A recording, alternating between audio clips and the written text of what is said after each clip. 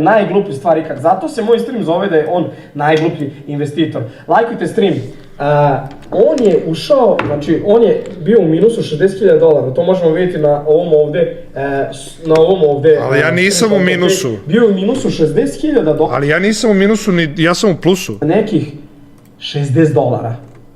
On je u stvari ušao kad je cena bila najveća. Ne. A trebao je da uđe samo kad je cena niska. Ne. Znači ne može coin da pumpa do veka.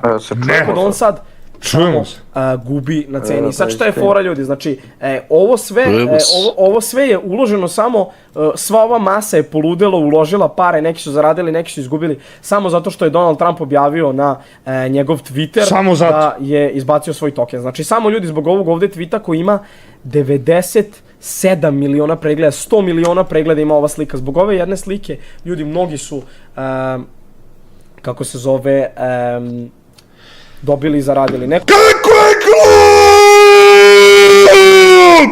Ko je napisao, ček da pročitam 21 godinu.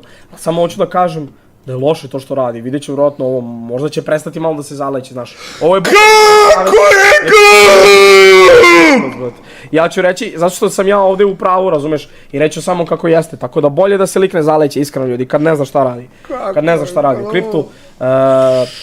I znam ja da ono njemu 60.000 evra, ne mogu da kažem da ne znači, ali razumete me, nije to mala lova, tako da samo ne treba uopšte da se zaleće, ali bukvalno ušao na najvećem, na čartu je ušao na all time high, dobro nije baš all time high, $74, nije sigurno ušao na 74, ali ušao na nekih 60 i sad tako da ako skoči na 60, a verovatno neće skočiti zato što Donald Trump više ništa nije o kripto objavljivo. Ne znam da će skočiti, možda i skoči, ali fora je, ljudi, kada on nešto objavi, onda coin... Da je objasni samo, pošto je Goldenito glupko kurac! On je napravio pare. Čekaj, koga se čujem, brate? Ko gleda live? Čekaj, ti gledaš live, jesi ti debil? Gleda kod mene. Kod tebe. Znači, da se razumemo. Prvo, što Goldenito može samo da mašta o parama koje sam ja uložio u Trump coin.